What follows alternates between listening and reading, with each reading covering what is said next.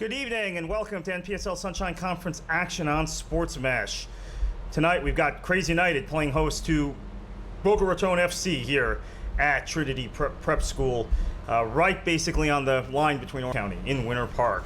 My name's Carter Krishnaier. I'm joined by Kendall Cobb, who also does the PA for Kraze United. So he'll be joining us to provide color analysis. Good evening, everybody, and welcome to Hubbard Field here at Trinity Prep, your home for the day they take on the visiting Boca Raton FC. Announcing the starters for Boca. Number 6, Gustavo Bergman de Oliveira. Number 11, Giovanni De Maro. Number 25, Luis Felipe Ferreira. Number 20, Shadi Har. Number 8, Carlos Menzies. Number 30, Enrique Nugemi. 26, Christopher. Number 27, Junior Privales. Number 1, Leonardo Tavares. Number 24, Mark Boyson. And number 17, Justin Wilbanks. And now announcing the starters for your Kraze United. Number 3, Kwesi Caesar. Number 8, Cutler Coleman. Number 4, Teague Coleman. Number 0, Phil D'Amico. Number 10, Alex Doyle. Number 16, Brandon Jose. Number 22, Number 12, Joseph O'Sullivan. Number 20, Matias Pisalo. Number 5, Kevin Rockwell. Number 6, Cyrus Semino. And now please stand for the playing of our national anthem.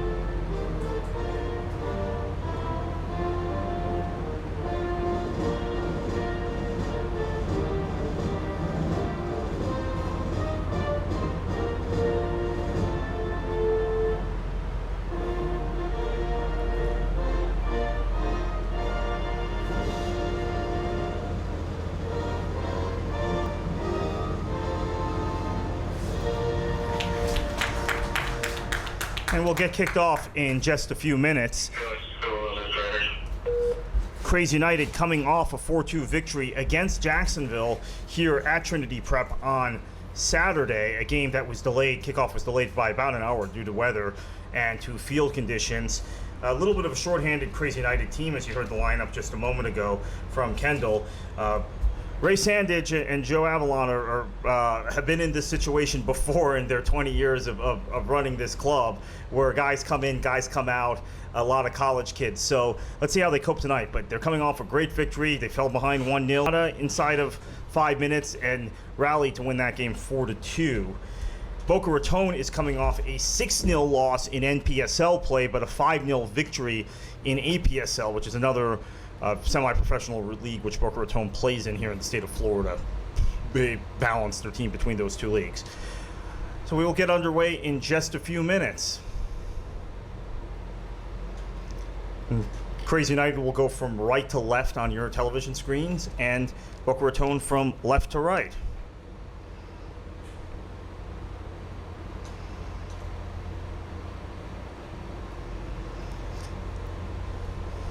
Kraze United playing very well of late in the NPSL Sunshine Conference, but this is one of the few conferences in the country in NPSL that does not have a playoff system.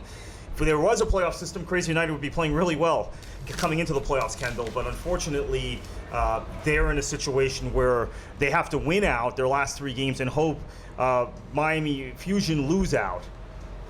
Yeah, that's right. It's going to be tough for the Kraze today as they're losing their main midfielder, Ryan Sandage, due to yellow card accumulation. Sandage was really that rock in the midfield and just like to get the ball and drive to distribute. It looks like Kraze are going to play 4 in the back today. It looks like Caesar and Doyle are going to hold down that midfield and try to pick up where Ryan left off. Yeah, Sandage, when I've watched him this season, anchors that team, is always well positioned. Obviously, he's a coach's son. We know coaches' sons tend to be smart and heady on the pitch, right? But he is a big miss for them today. And Boca Raton is without their captain, Bruno Malitz, who has left the club to pursue a pro career in Europe. Might be back at the club if that doesn't work out, but best of luck to him as well. And the Kraze get us underway. And you see Caesar is there in midfield, playing where we're used to seeing Ryan Sandage.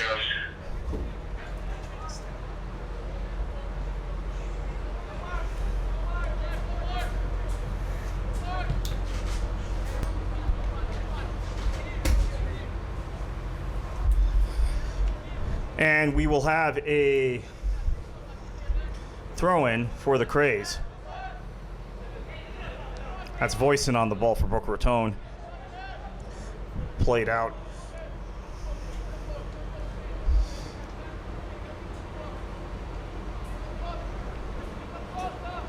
And also significant, the Kraze are without Bryce Follansbee today.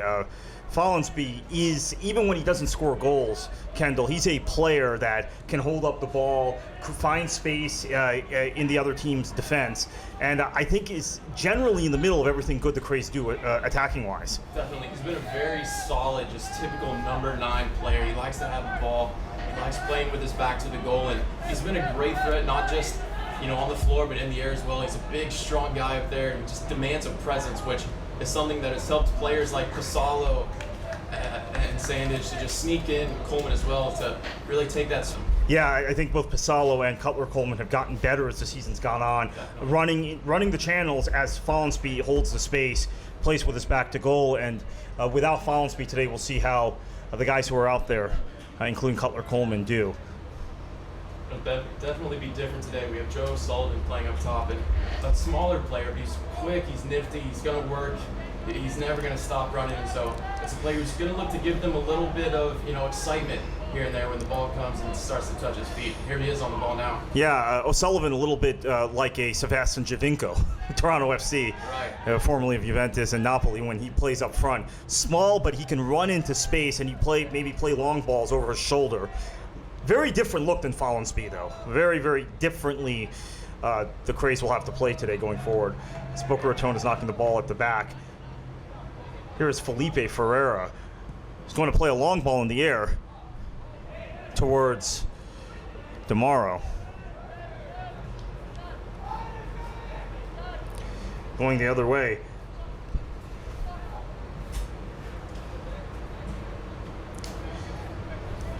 I think Pasalo's going to see the ball a lot more today with the absence of Sandage. He's definitely going to be the one he sees taking on the captain's armband. Yep. He's going to be the one that looks to say, get the ball at my feet and let me distribute it. You guys make runs, I'll find you. And Pasalo playing a little bit deeper than he normally plays. Look for him to maybe make some runs in between the lines and try and find some space in that Boca Raton defense. Definitely, especially with O'Sullivan making those runs out to the channels. I can definitely see Pasalo making that late second run, trying to get the ball in over the top behind the D and really creating dangerous chances on goal. Another cleared ball by Ferreira, and that's probably a relief for Boca Raton fans. Boca Raton has had a real problem clearing the ball in dangerous areas the last few weeks. Trying to pass out of the back often. That's the big trend in world football, build from the back, but sometimes when a team is pressing you high, you just need to get it out of there. And Boca's learned that the hard way. Here's a nice through ball, well, maybe a little too much for McBroom. Almost got to it, though.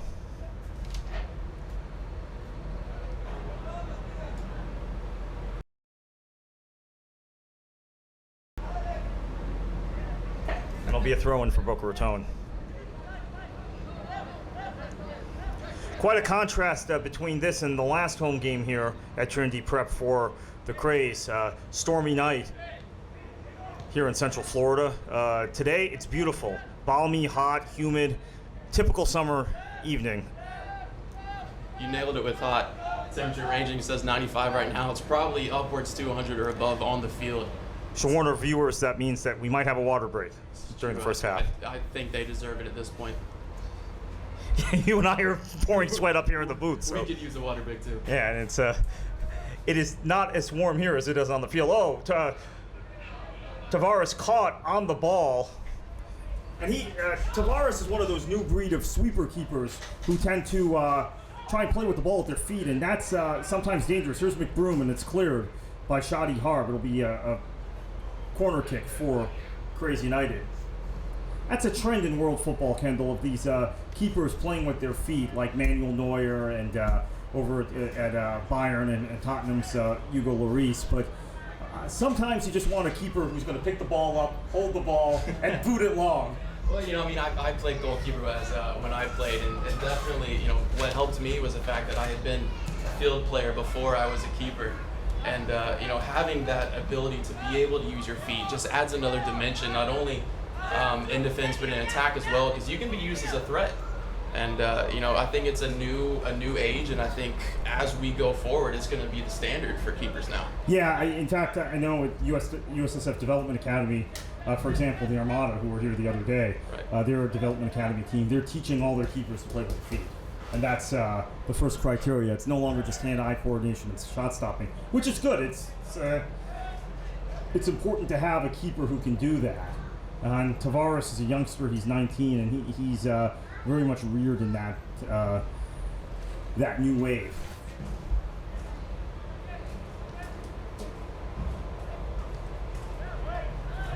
And there's Tavares.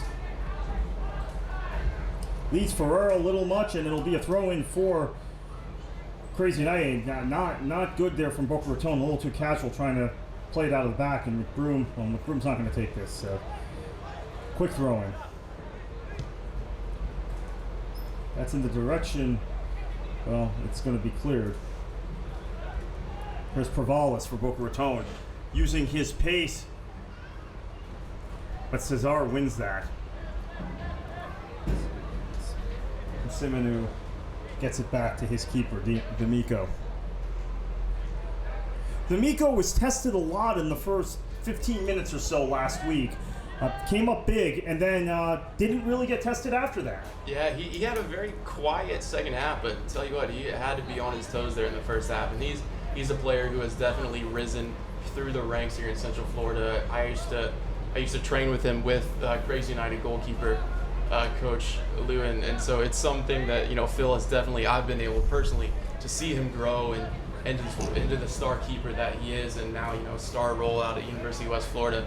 And so he's definitely earned the position that he's in right now. So many great players, obviously, from this area. We'll see two of them in the Gold Cup tomorrow. Graham Zusi and Dax McCarty, both featuring for the U.S. It appears like both will have a key role in this Gold Cup. Graham Zusi is a defender. Who would have thought? Left back, yeah. Here's Sullivan. Yeah, well, Sullivan breaks through there, and it's cleared for a corner.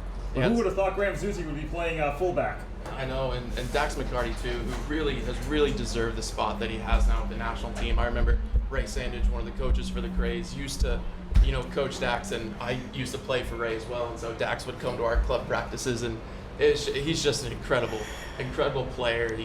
As soon as he crosses that field, he just takes control, and he's definitely deserved the spot that Bruce Arena has given him, and props to him for hopefully being able to start now here in the Gold Cup. Yeah, I've talked to Ray about it now and others through the years, and Ray many years ago, about why Dax McCarty doesn't get selected regularly in the national team. It doesn't make any sense to me. Really Here's a guy, even in the 2007 Under-20 World Cup, he was on that team with Josie Altidore and Danny Sattel and Freddie Adu and Michael Bradley, among others. Right. He was the guy who kept the ball moving on that team, not Michael Bradley, believe it or not. Side to side, end to end, circulating the ball, maintaining possession, recycling possession when the U.S. needed it. He did that in Dallas, but Bob Bradley, for some reason, didn't see that value in that. He wanted a guy who could win the ball in that position. And then Jurgen Klinsmann, according to Ray and others, just wanted a taller, bigger presence in central midfield. I have seen this through the years, and you see it even with teams like Swansea City in England with Leon Britton, a short player who can keep the ball moving in central midfield. Manny Gonzalez, who's now playing for the South Florida Surf in the PDL, but played for the Fort Lauderdale Strikers in the NASL, who I worked with for the last 4 years. You just need that guy who can keep the ball moving in midfield, and that's what Dax McCarty gives you. Here's an opportunity for O'Sullivan. And now McBroom puts it in, makes it 1-0 to Kraze United. I think that pass was actually for O'Sullivan, but McBroom was there to clean it up Fantastic goal, 1-0. Kraze leads in the 10th minute. Kraze goal by number 22, David McBroom.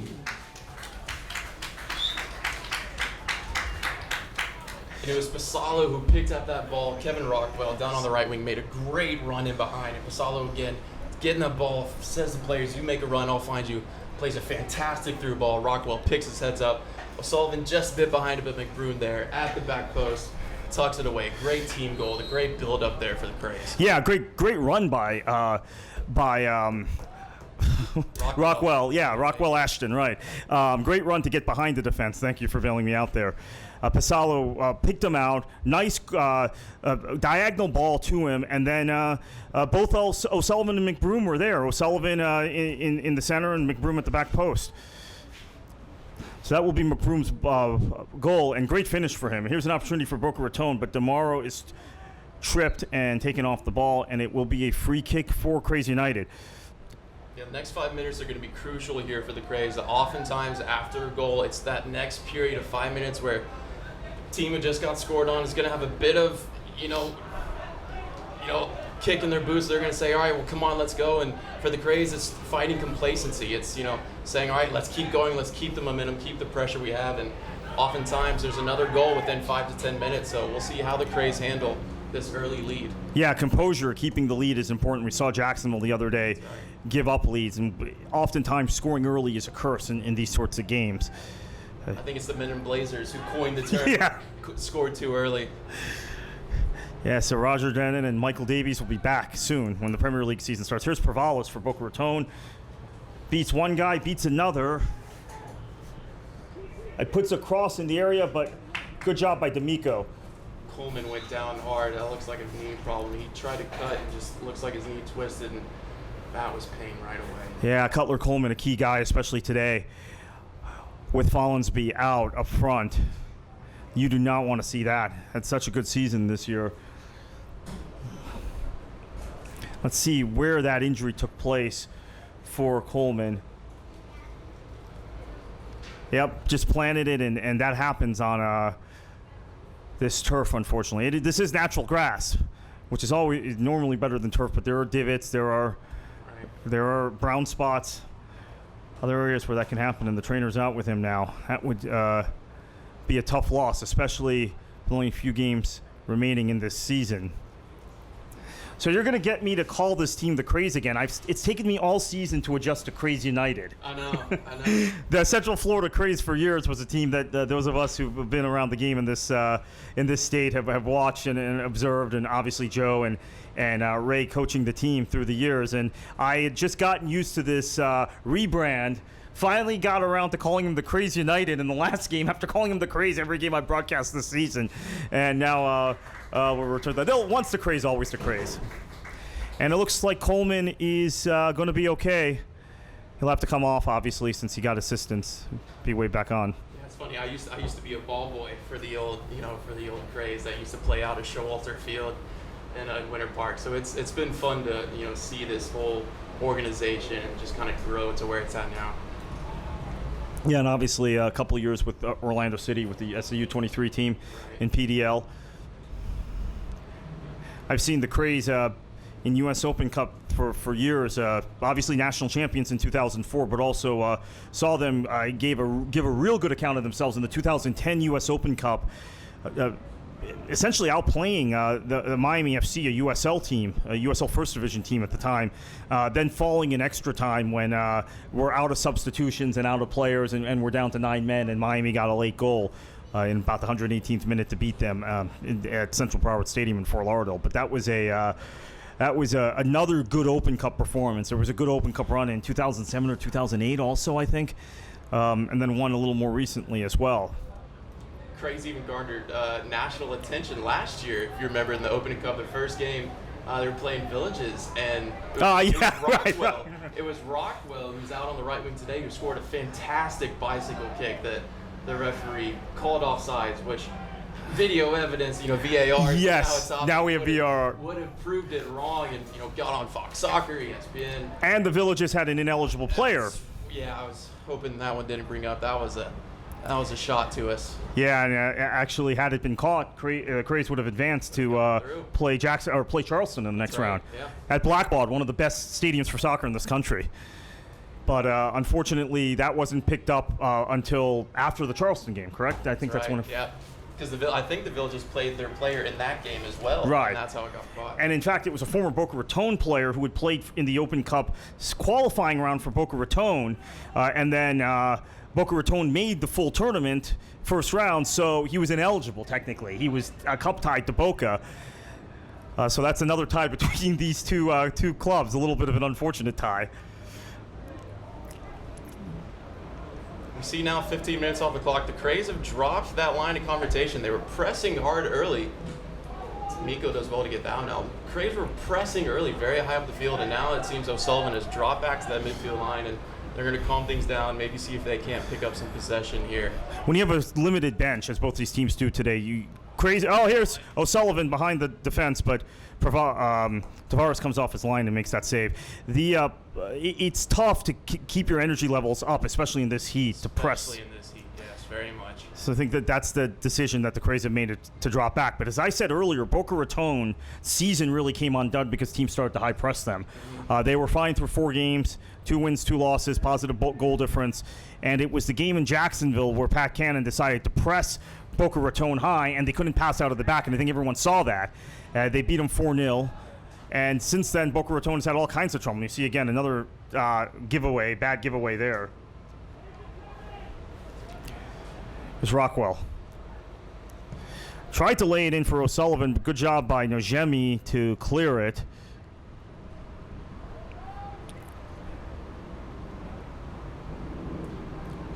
And there's Chris Pereira for Boca Raton trying to clear it. He's a local product from Coral Springs. It's come through Boca Raton's academy.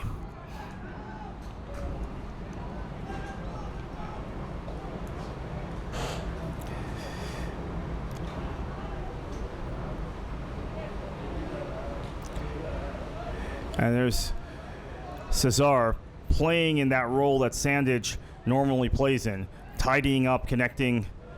That was a good ball. Great entry pass, cut 2 lines of bogus players, and that's really what you need here when players and teams like to drop off. You need that ball that gets in behind. And that is, to advance.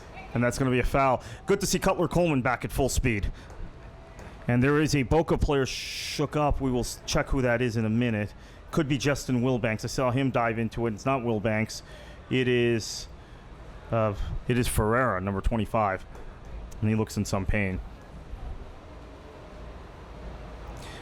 Both teams dealing with a limited deck today, but it is interesting for Boca Raton. I'd like to see them make some substitutions because all 3 guys on their bench are academy products, young kids, including a youngster, William Passman. Passwater I saw in APSL action over the weekend, who I was very impressed with. I believe this would be his first NPSL appearance if he were to play. There's a throw-in for Boca. And this is Meneses. Plays it for Pereira, the youngster we were talking about from Coral Springs, making his 4th successive APSL start.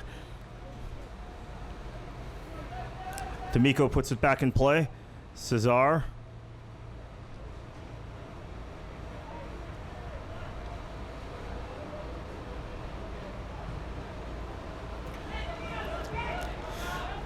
Should mention 2 players that would normally be on this field. Zane Bob for Kraze United and Bruno Malitz, the captain of Boca Raton FC, both getting looks in Europe this week. Pretty exciting stuff.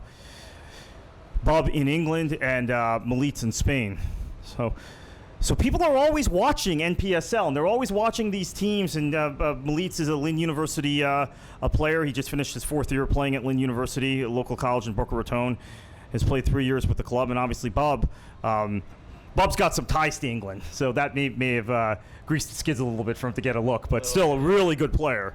Wish him the best of luck over there. Definitely, and he did well here with the Kraze down on the left-hand side, playing left back against a really strong Jacksonville attacking team, and he did well. He did well in that game. Definitely held strong. Here's Cesar. Rockwell coming inside. I think that's the position he prefers. I was just on Boca's last play as they slipped the ball in behind him. I think Rockwell's used to kind of playing in that 4-4-2 formation, being one of those central forwards. So for him to be out on the wing now, he's going to have to track back and defend sometimes, and that may just be something that Boca are going to be able to exploit. Yeah, guys always like to play in the middle. And they don't like playing out wide because they're forced to defend, but as their career goes on, that's a necessary skill. You hear guys at the professional level, you hear even Alex Oxlade-Chamberlain, Aaron Ramsey, these guys that Arsenal have deployed wide at times, saying, hey, we like to play in the middle. And I think it's about that, work rate, tracking back. Here's Voisin for Boca Raton. Muscles his way through. Cesar is able to win that. Well, it goes back to Voisin. He puts it past D'Amico to Prevalis, who takes an extra touch, but then scores. Thought he may have taken an extra touch, but Junior Prevalis with his second goal of the season for Boca Raton. Really good work by Mark Voisin beating Cesar there, and it is 1-1 in the 21st minute.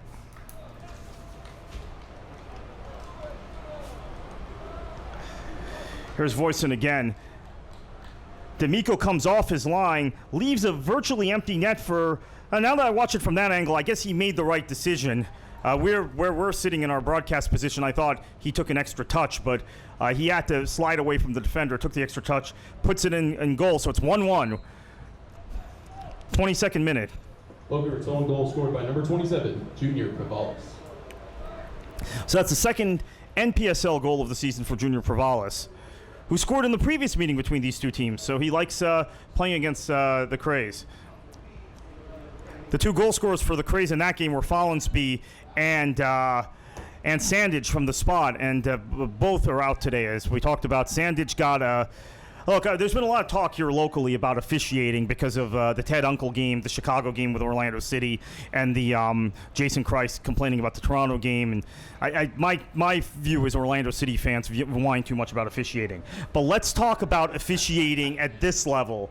I think Ryan Sandage has a real grievance. He's got 4 yellow cards in 9 games, Kendall, and I think 3 of them, because I've watched all the games, I think 3 of them were questionable yellows. I'd say he has 1 legit yellow in 9 games. I would agree. And Ryan is a player who He's a clean player. I have played. Well, I'm okay. I have played with Ryan my entire life growing up, and there are times where he definitely deserves the cards that he gets. But this one against Jacksonville, I was actually very proud of him. I think that he did not deserve the card that he got, and I tell you what, being a product here of Central Florida soccer, officiating has always been a topic. Yeah. It's even at the U10 level. It's atrocious. So, it's something that unfortunately I think even still up here in the Premier League, there's there's always going to be some negative output. And so it's just it's part of the game. You always have to try your best as a player to not make sure that a ref's decision is going to have an effect on the game. And it's tough when the players are out there and you start to feel things are going against your way. Yeah. Mine, a lot of soccer is up in the head, and some people don't really realize how much of a mental aspect it is. I agree with that. I think those of you who are in the Ruckus and ILF who know me and know that I've criticized you guys for criticizing officials too much might think this is somewhat hypocritical of me. I think for Orlando City, it's been in their head. As we see, we'll get back to that in a minute, as we see Prevalis in space.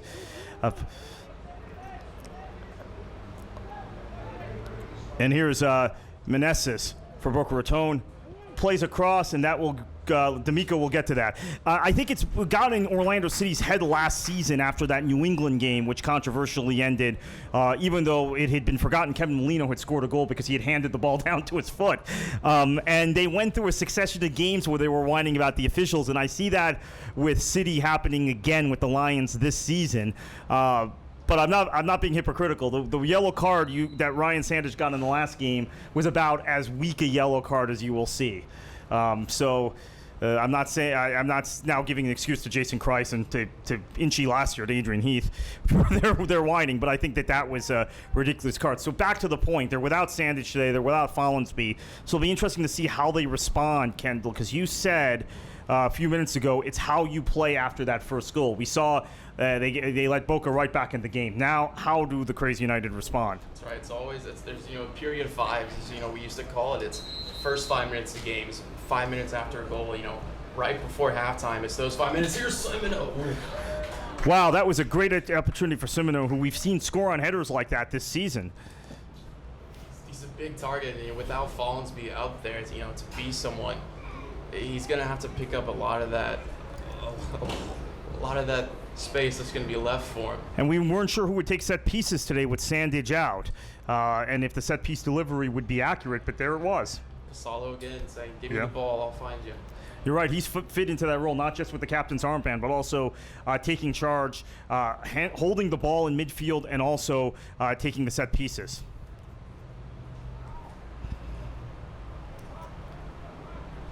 Here's Nojemi, normally an attacking player who has dropped back to holding midfield today. Someone like Cesar, who normally plays on the wing for Kraze. Both these teams are undermanned, as we said today, and guys not necessarily playing in their natural positions.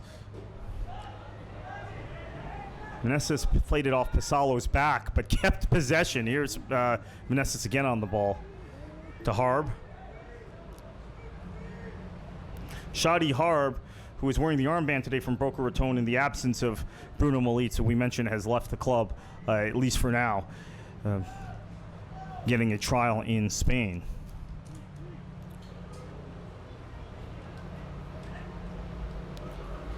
It's Cutler Coleman. Coleman doesn't always have to drift that deep to link up. So that might be partly with, here's a nice long ball played. Rockwell's going to get to it. Partly with Sandage's absence, you wonder how the shape is going to be.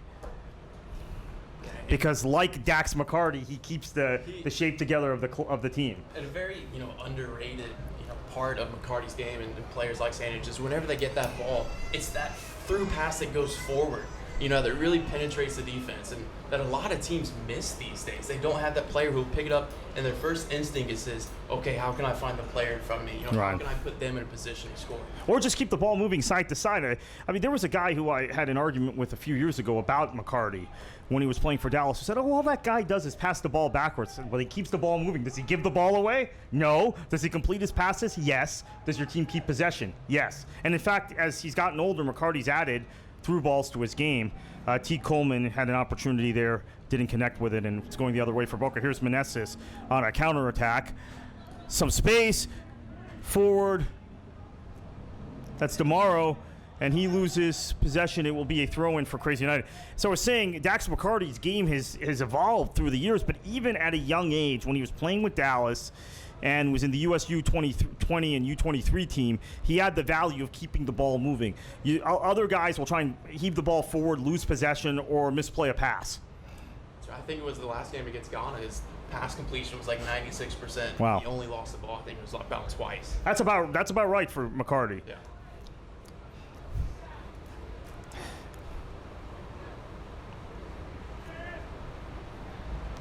And of course, a big part of Chicago, basically going from worst to first this year thus far.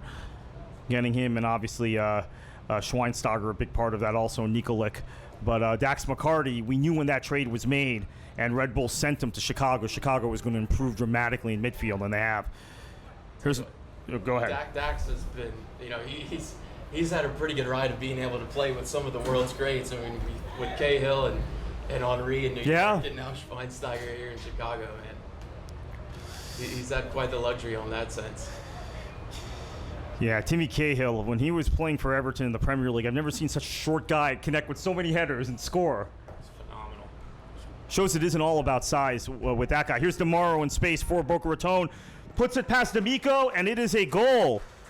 DeMauro, Giovanni DeMauro, with his first goal of the season for Boca Raton. That caught us off guard against the run of play. And it's 2-1 for Boca Raton, and we have not seen this sort of performance from Boca Raton in weeks. Good through ball, counterattacking. That's something Boca does not typically do well, the counterattack. So that's Giovanni DeMauro with his first goal of the NPSL season. Boca goal scored by number 11, Giovanni DeMauro.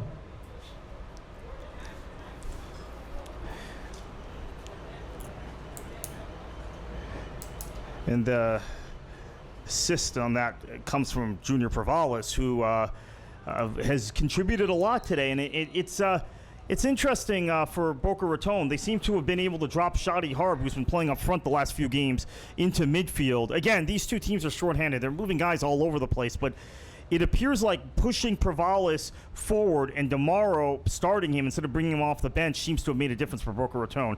Now Rockwell plays it back. Something that happened after the goal. Number 19, Jason McGuire, came in to the game here for Boca, and he's going to look to sit right in there in that kind of number 10 role. He looks to place here. Yeah, Jason McGuire comes in. He is an academy product. This is his first appearance in NPSL. Has played a couple games in APSL. Was playing with the Boca Raton Academy in a local youth league, the Gold Coast League, youth / semi-professional league, as recently as a few weeks ago. So the first real taste of the big time for Jason McGuire. Let's see how he does. Just has come out of Boca Raton's academy. It is Daniel Meneses, whose day is over for whatever reason. We'll check if that's an injury. Probably gets an update for you at halftime about that. Could not be tactical at this point.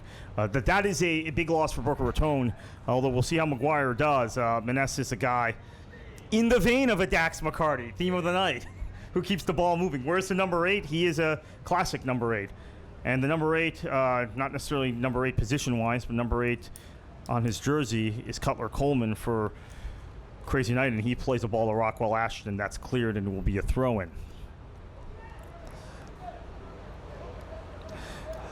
Kraze are definitely going to have to start to move the ball quicker if they're going to try to get past this well-conditioned defense here for Boca so far. They've been able to stay compact, and Kraze have had to resort to these long balls. And here's Doyle again, who's going to play it out here to Coleman. But Kraze really need to pick the ball up, pick their heads up, and just move it quickly and say, all right, let's get the pace back. We had it in the first 15.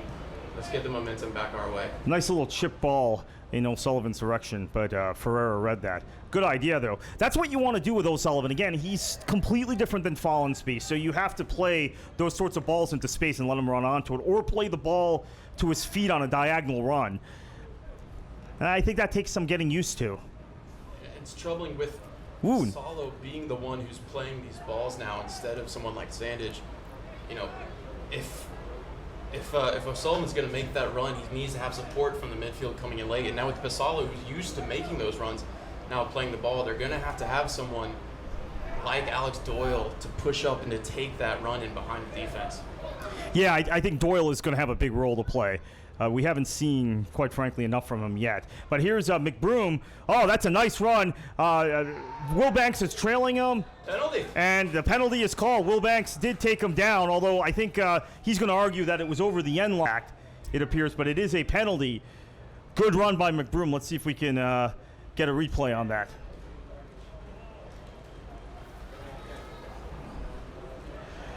Yeah, good move by McBroom. He goes inside. Will Banks is pulling at him. A little bit, yeah, that he's still in play. Little shove in the back. Yeah, little shove in the back. Usually that doesn't get called, but letter of the law, it is the right call. Boca might feel aggrieved because you usually see defenders get away with that, even though they shouldn't. Definitely pulled back, by the hand of the jersey right there at the edge of the box, and then push right as he goes in. I think it's the right call. And here we see Pasalo taking Sandage's role to take the pins to come up and try to get the Kraze back here. Yeah, he's doing everything that Sandage normally does. So Pasalo against Tavares. Here we go. Pasalo goes low. Perfectly hit. The keeper read that well. Lower right-hand corner. And Pasalo equalizes for Kraze in the 34th minute.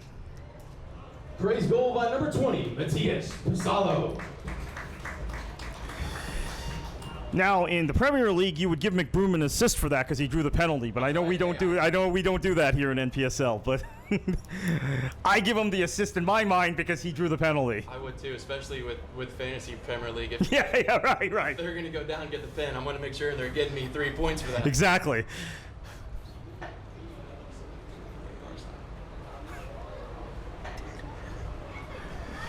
Everybody is used to VAR now, it seems, after the Confederations Cup, and people calling for it here. Boyson, just signaled over to the fourth official. He made that square symbol asking for the video assistant referee. And we looked at it. It is, if we are the video assistant referees, because we're the ones with the video screen, I think it's the right call. Boca can feel hard done in the sense that it usually isn't called, but letter of the law. And we're clearly qualified to make that call. Right? Yeah. Right. We've got all our referee badges, right? 100%. Yeah. Although you sometimes wonder about these referees if they have all their badges. Well, look, refereeing in FIFA competitions, remember, is uneven because you have some referees who come from top European countries and some that come from African and Asian countries whose standards aren't as high. Not to insult those places, but that's just a fact. And that's the frustration. Remember when the U.S. played Slovenia a couple years ago and we had that official that disallowed Maurice Adu's goal? So it's 2-2, as we were at the beginning. Crucial 10 minutes remaining here. Yeah, let's see if these two teams, if one of them puts their foot on the other team's throat. Especially if one of these teams can get a goal before halftime, have that momentum going in. These next 10 are really going to be big for both teams. Sullivan's continuing to just try to make those runs and peel off the backs of the defenders and get in behind, but haven't been able to find him on that dagger run just yet. Oh, there's a nice ball. Rockwell will get on, well, did not get there. Guto Bergman making the interception. Good job. Here's Christopher Pereira. Pereira has looked better and better each of the last 4 games he's played for Boca Raton. Here's Di Mauro, scored Boca Raton's second goal. Cesar tries to chip it over to McBroom. Good idea. Didn't quite pull it off. And Cesar will be called for that foul. Questionable call on that one. Yeah, that was a 50-50 ball. See if we can get a replay of that. Okay. Yeah, I say just probably play on there. But it's a foul. No booking. Where I get frustrated on those calls is I think that should not have been a foul. But if it's a foul, if you call a foul, it's okay. The problem is referees often pull the card out in that situation. And going back to Sandich's circumstance, there was a foul earlier in the season where he got a yellow card where he just kind of touched the guy. And okay, I didn't think it was even a foul, but if you call a foul, that's fine. Free kick. But when you put someone in the book for that, it has ramifications throughout the rest of the season, as we've seen today for the Kraze without Sandich. The good news is he's back on Sunday, right? It's only a 1-game suspension. We're lamenting as if he's dead or something, but he'll be back on Sunday. Something crucial here is we see O'Sullivan struggling to get back. Is he was the only player up making that ball, and once they lost it, the next closest player for the Kraze was at midfield. And they're going to have to, if they want to be cohesive, press as a team and drop as a team. Otherwise, they're going to leave some space that Boca are going to be able to use on a counter. Yeah, and Boca was just exploiting that space. And here's Justin Wilbanks, who has 2 goals this season in NPSL play, pushing up from that right back position. You saw, again, an overlap there. They found him, but damage is not done. However, that is the idea. If you give Boca Raton time and space in midfield and you drop off your midfield because you're not pressing high, and there's a gap between O'Sullivan and the midfield line, look for Wilbanks on the right side and the Boca Raton players on the left side, Pereira in particular, to try and make those diagonal runs and get into space.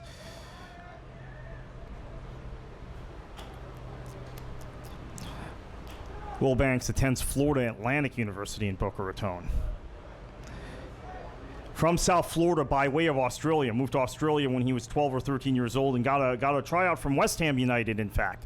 Oh, and here's DeMauro in space. Second time he's been sprung into space. The first time he scored, Teague Coleman is back defending him, does a good job and forces him to pass the ball back out, wait for help.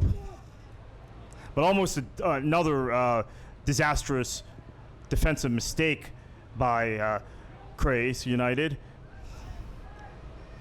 Pasalo on the ball, and the Kraze looking to play forward. Here's Rockwell into space. He's got O'Sullivan, crosses it to O'Sullivan, who scores 3-2. Great ball through Rockwell, and I have to say, great recognition by Rockwell. A lot of guys put that shot on goal and don't use O'Sullivan. So it's 3-2 now in the 40th minute. Kraze goal scored by number 12, Joe O'Sullivan. So that's O'Sullivan from Rockwell. And I thought we had an entertaining game on Sunday with 6 goals here. We've got 5 in the first half. And sure enough, for the Kraze, 5 minutes remaining. A big goal for them to try to take momentum here into the first break. Yeah, and Boca Raton is just leaking goals. I mean, this has been a consistent theme for them. Tell you what, though, that ball by the outside of his boot by Pasalo to find Rockwell was absolutely fantastic. So Pasalo's having quite a week. That's 3 goals this week, and I believe 2 assists. Or 1 assist, technically, but he had, we want to give him credit for that first goal because he started that move. Here's Shadi Harp, first goal today. Sorry, I'll give him the hockey assist. Yeah, right. Pass through the pass. Here's Shadi Harp for Boca Raton wearing the armband today with Bruno Molitz out. Harb is dispossessed. Semino threw him off the ball, and you can see Harp is very, very upset about that one. Pasalo. Yeah, Harb needs to keep his composure. Was sent off at a critical time in the U.S. Open Cup match against Miami United in the first round, and Miami United got a late stoppage time winner. Boca Raton were the better team that night. Probably should have been the guys playing Jacksonville the following week. Here's the goal again. Rockwell finds O'Sullivan, and again, quite an intelligent play by Rockwell. We see guys try and take the shot on target there, go for glory themselves. Here's Wilbanks, good takeaway. To Voisin. Voisin looked like he was laying it off for Provalos. Now he does. Oh, Najemi, actually. DeMauro is dispossessed. Boca Raton have bodies in midfield now, moving a little bit better than the Kraze, even though the Kraze have scored twice in the last 7 minutes. Here, Yeah. but they choose to go long into it, so That's the thing. Again, we said Boca seemed to have numbers in midfield, but if you turn the ball over, Kraze have numbers forward. But trying to connect with O'Sullivan, probably not the right decision. Been a good first half. A lot of talking points for both coaches. I think defensively, both teams have given way too much space in midfield. But it's hot. Both teams are undermanned. It's a Friday. Both teams played over the weekend.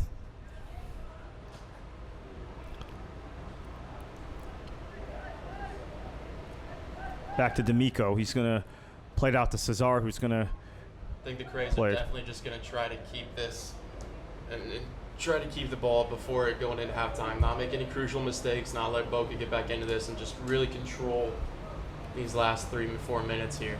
Yeah, this should be an exercise in possession and passing if you're the Kraze.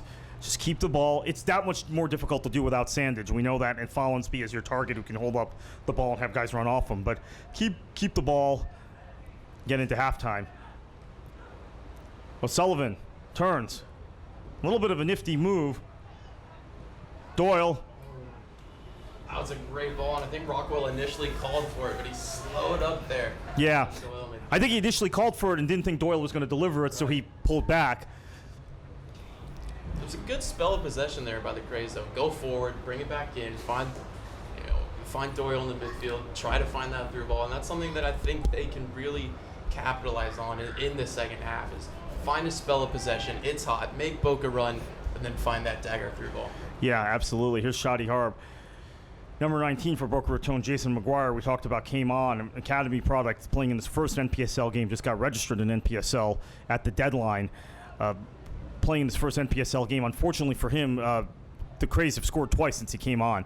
Neither goal his fault, but let's see how he, as a young player, reacts. And it looks like Voisin is down, grabbing his face, and our referee brings play to a stop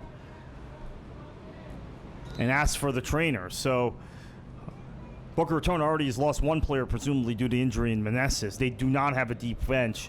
The remaining players on the bench are their backup goalkeeper, who is a youngster and academy product, who has played in the field, by the way, when out of necessity in APSL, and William Passwater, who I mentioned earlier, is a player, a young academy player from the Boca Raton area that I've been very impressed with, but has not played a minute in NPSL this year. Has played in the local league that their academy teams play in.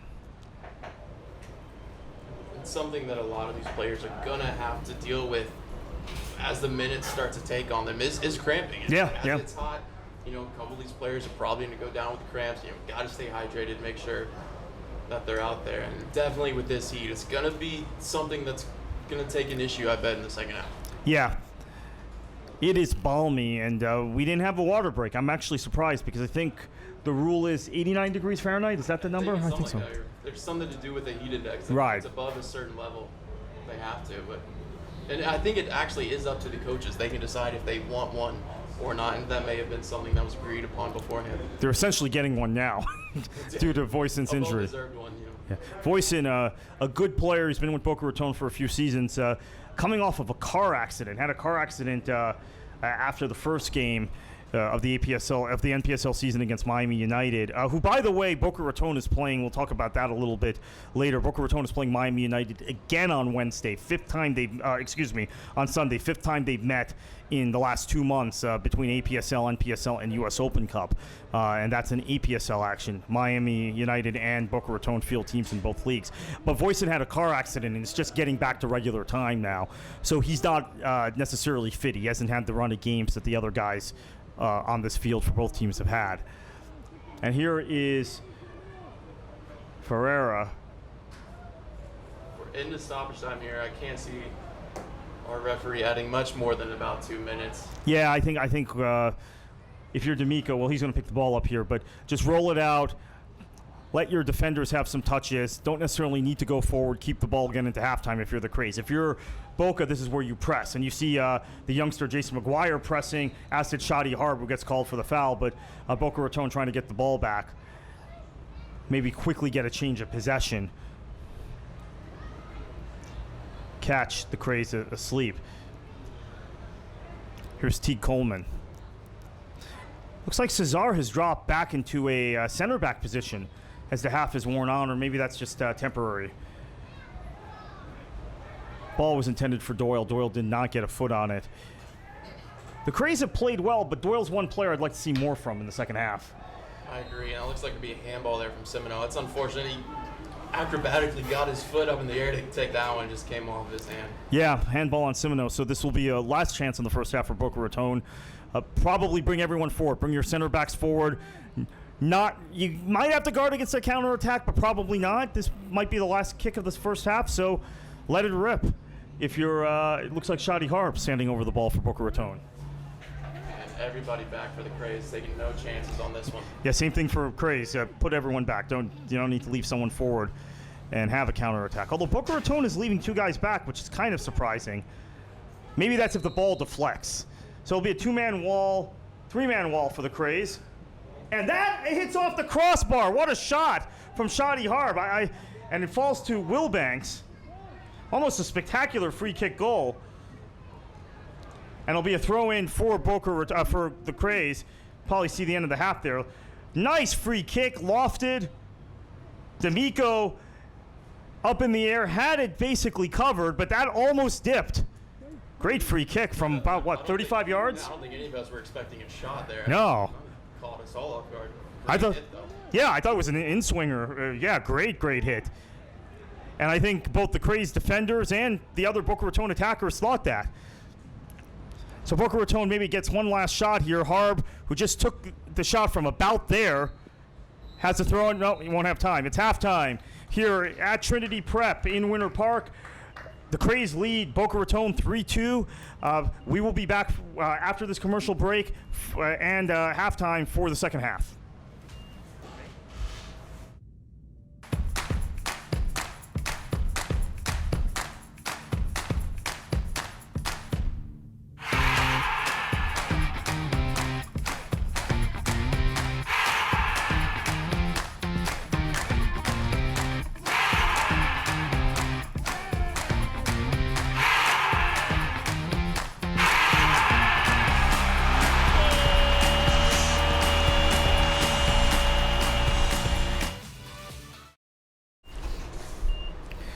We're back, Trinity Preparatory School in Winter Park with the score Kraze 3, Boca 2 at halftime.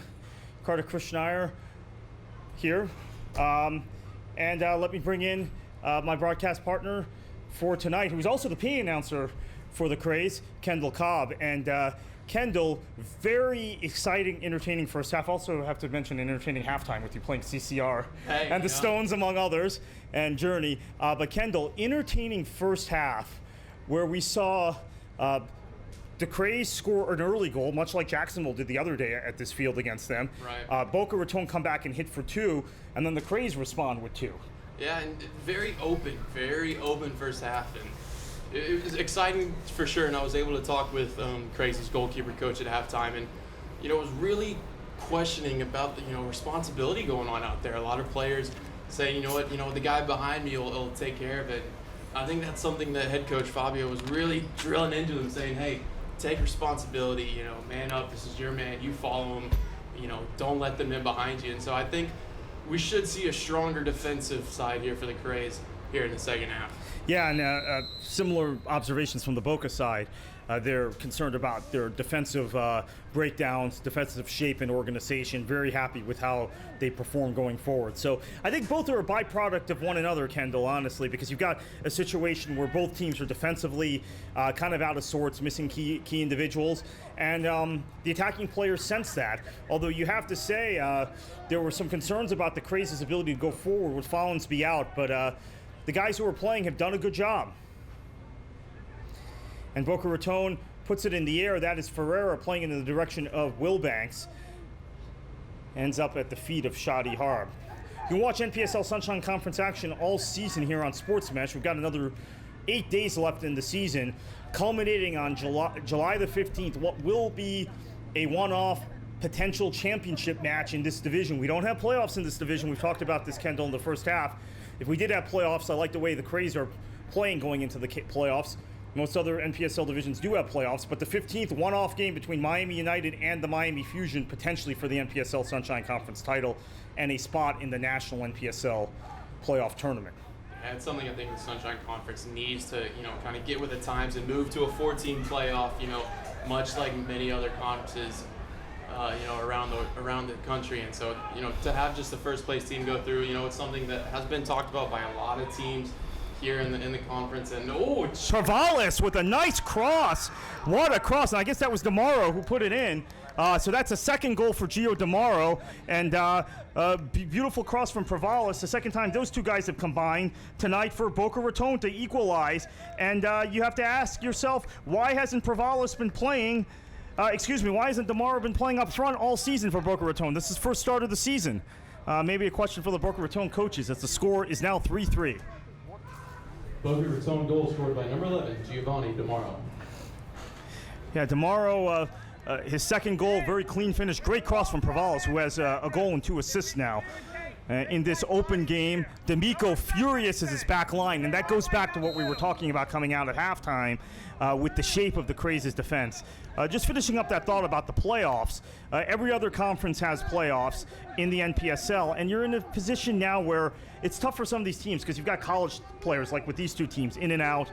You don't have your full squad all the time, and the playoffs keep these games relevant, qualifying for the playoffs. You don't have relegation, so if you don't have a championship to play for, you essentially have dead rubbers at the end of the season, which is what this game essentially is. Although the two sets of players are playing like it is a playoff game. And that's the ball in the air towards Voisin, who's now moved centrally. He's playing more on the right-hand side in the first half. Here we are 2 minutes in, talked about in the first half. First 5 minutes, period of fives, and right away, Boca comes out, right on fire, and Kraze defensive mishap, not taking responsibility, leaving a man, wide open in the box, letting one get behind him. And I tell you what, I can just see the Kraze coaches now. They're just sitting back, and I can tell they're fuming on the inside over there. Yeah, we're in the 49th minute here at Trinity Prep. Along with Kendall Cobb, I'm Carter Krishnair on Sports Mesh. 3-3 between the Kraze and Boca Raton. I can assure you it's 3-3 in spite of the graphic you see on your screen. And here is Cesar, who is playing essentially in the Sandage role. Gets knocked off the ball, I think, rather easily. Voisin lays it off for Harb. Back in the direction of Voisin. That's going to go to Travalis, who's been the star of the game for Boca Raton. Lays it off for Harb, who I think was trying to take a shot. Not quite sure why he was doing it, but DeMauro, who's on a brace right now, looks for a hat trick. Great save by D'Amico. That was going to sneak in the near post. Good job by D'Amico. Acrobatic save, but again, I think Phil D'Amico is not going to be happy with his back four. Had they come out of the whole dressing room kind of lethargic here. Yeah, Teague Coleman got beat on that. Fantastic save there by Phil. Yeah, D'Amico had it covered, but again, DeMauro, great job to get the shot off, but he shouldn't have gotten the shot off. A little bit of suspect defending there, and it will be a corner for Boca Raton. Looks like they're going to send them to the other corner now. I thought it would be the corner nearest to us. So this will be a Boca Raton corner. Jason McGuire, young academy product, playing in his first game of the season, will take. Oh no, he was just setting it up, leaving it for a teammate. I was about to be stunned that he was going to take it.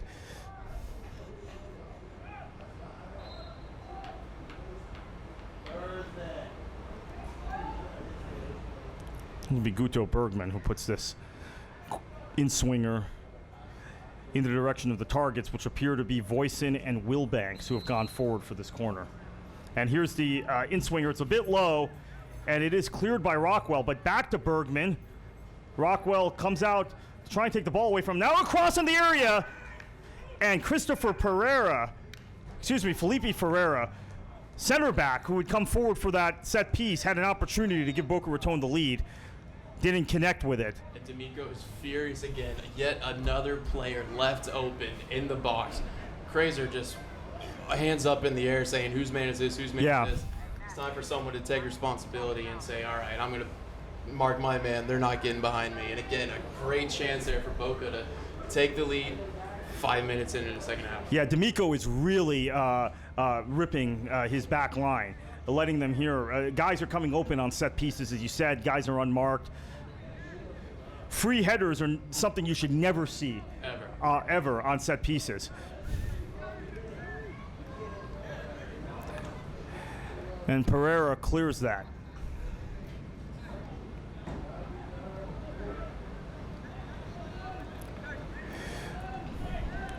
Doyle just got his first touch of the second half, and we're going to need to see more from him in the second half if Kraze are going to push on and win this game.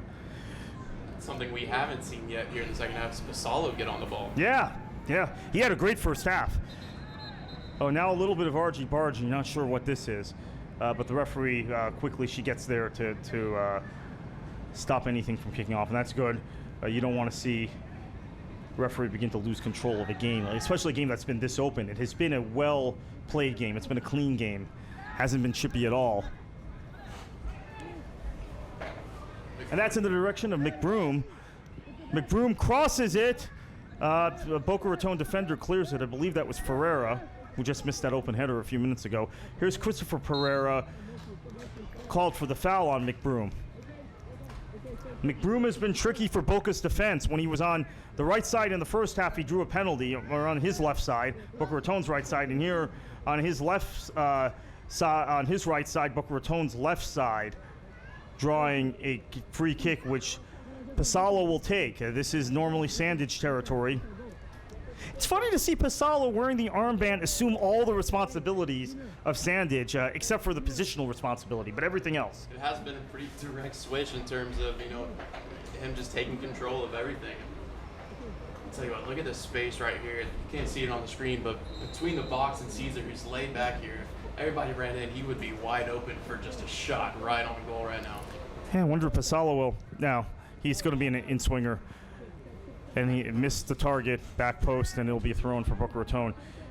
Yeah, we've seen teams do that, actually. Yeah. Oh, yeah. I think it's, you have design set plays where you push everybody into the box, and then either someone runs in from the back post or somebody comes up from the back and just has a wide open shot on goal.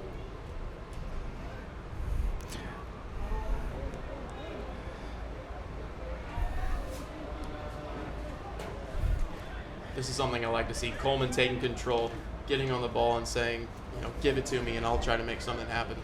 Yeah, Cutler Coleman didn't get as many touches in the first half as maybe we thought he would with Follensby out. Of course, he was shook up for part of that first half.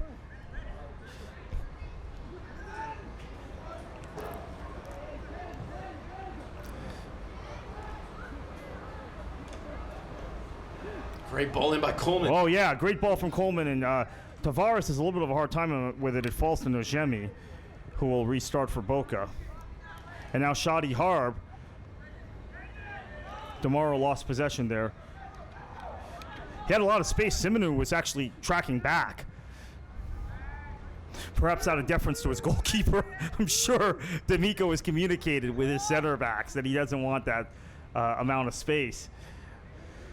Both T. Coleman and Simonu playing a little deeper than they were. Well, they're pushing up now, actually. Here's McBroom. McBroom makes a nice move on Pereira. Another nice move. Prevalis comes back and helps. And now Bergman. But he loses, well, he keeps possession, but almost lost possession. Bit of a heavy touch there from him. Ooh, nice layoff. That was DeMauro laying it off for Voisin. Voisin, oh, good move by Voisin. He's got some space. He's going to try and cross it for Harb, who does not get there. Well read by D'Amico. D'Amico wants to start a quick counter. Here's Doyle.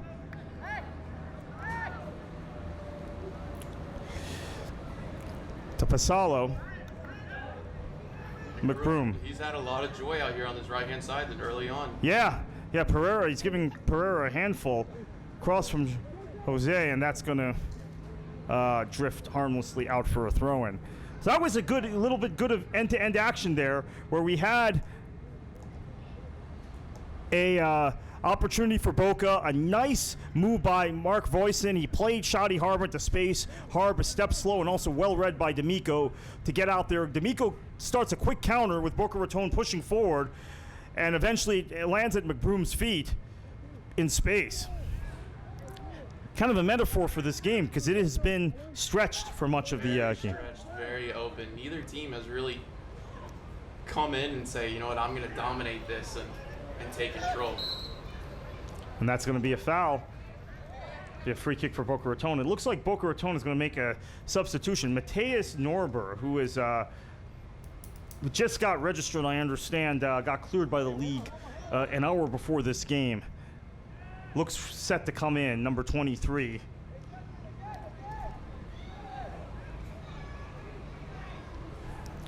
We went and checked on that at halftime, whether he was eligible, because he is not on our roster sheet. But looks like he got cleared by the league, and he will be coming on for somebody in the Boca team, leaving them with one eligible substitution left. Cross in the area.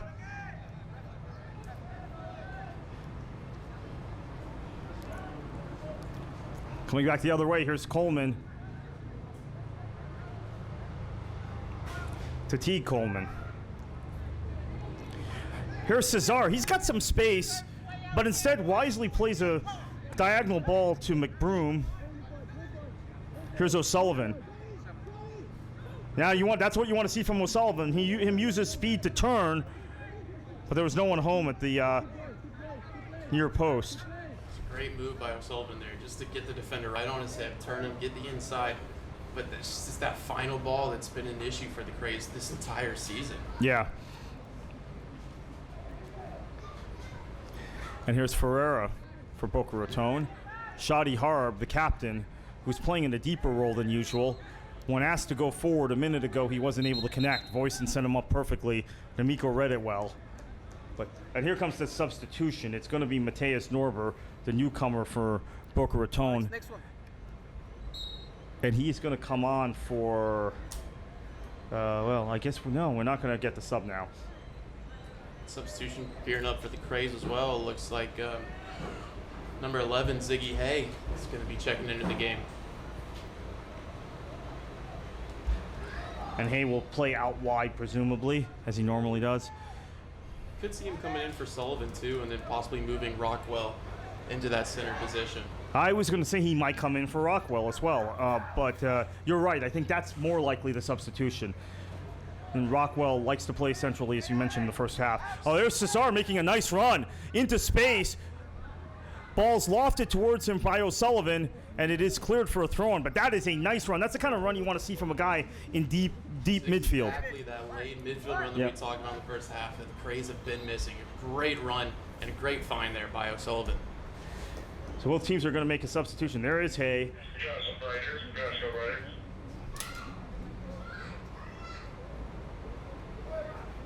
Looks to be McBroom coming out here, possibly for the Kraze. Wow, I wonder if that's injury related. He's run his socks off today. It is McBroom for Hay, so that'll be a straight swap. He's just going to take the same spot. But little bit of a surprise there. And it's going to be Voisin. That's also a surprise to me, coming off for Boca Raton. Again, we mentioned he's just coming off a car accident. He's played really well today, but not 90 minutes fit. And it's going to be Mateus Norber coming on for Boca Raton. So two surprises, two of the better players today coming off for both teams. Yeah, McBroom, someone who in the first half did well to draw the pen, and the second half has had some success driving in. Ooh, a little bit of a handball there. Opportunity for the Kraze, but here's Norber's first touch. He's going to step back and play it to Wilbanks.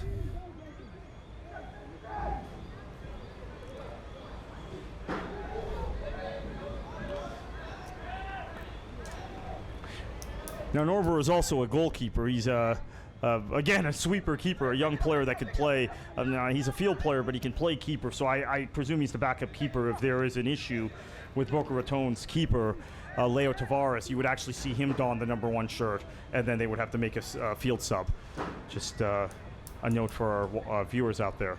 That was something I always loved, being a goalkeeper who could play in the field too. Is sometimes at halftime, if we had 2 keepers, I'd put my field jersey on and step right down to the field. That was always some of my favorite things to do. Yeah, and I think Norber, it's the same thing. He's a keeper by trade, but he's become a field player out of necessity. All of us keepers, we think we can step onto the field as a field player, with the best of them. So I like to see that. Yeah, and again, at this level, you have so few players and guys in and out. Boca Raton has been forced to play him in the field for, and just registered him, as I said, for NPSL, but have been forced to play him in the field in APSL, even though he is registered in that league as the backup keeper. And he's running towards this potential corner here. It's going to be an in-swinger. Back post is Bergman. He has a hard time coming up with it. And that's out of play, and it'll be a throw-in for the Kraze. We're in this. Again, on that free kick, players were running in free, unmarked. Yeah, I see D'Amico's communicating with his defense again, even though there was no danger there. Danger was averted. Not happy with his back line, his Pasalo. See, Hay and Rockwell have switched sides now. Rockwell out here on the right, he's got a great ball in. He's got space to run into. Here's Rockwell. Crosses it. Wilbanks puts it out of play, and it will be a corner. We are in the 62nd minute here at Trinity Prep, just outside Winter Park, close to Oviedo, close to the Seminole Orange line. Here's Rockwell in space.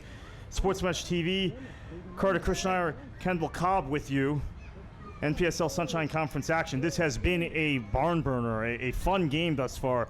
3-3. We were talking about lamenting, really, the amount of absences for both teams today of key players, but it's turned out to be a blessing for the entertainment value. Open game, stretch game, and quite frankly, a fun game to watch, a fun game to call. Definitely has been.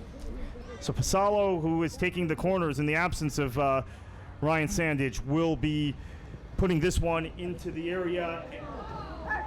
And not quite sure what happened. Semino goes down. Looks like he could have got a punch right there to the head. He was the only one challenging that ball other than Boca goalkeeper, and I think he took a knock on that one. Yeah, Semino went down.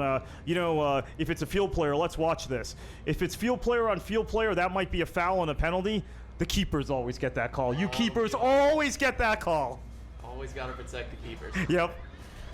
There's no doubt that the keeper will get that call. It worked the same way the other way. Is that fair? You think that the keepers get protected that way? Well, in a sense, I mean, we're going up, all of us are technically defenseless, but at least, some field players have the opportunity to bring their arms up, and to give them a wide base to protect ourselves. But for us, our hands are going straight to the ball, our eyes are going straight up. Very good point. The only thing we have really to protect us is driving a knee up. Yeah.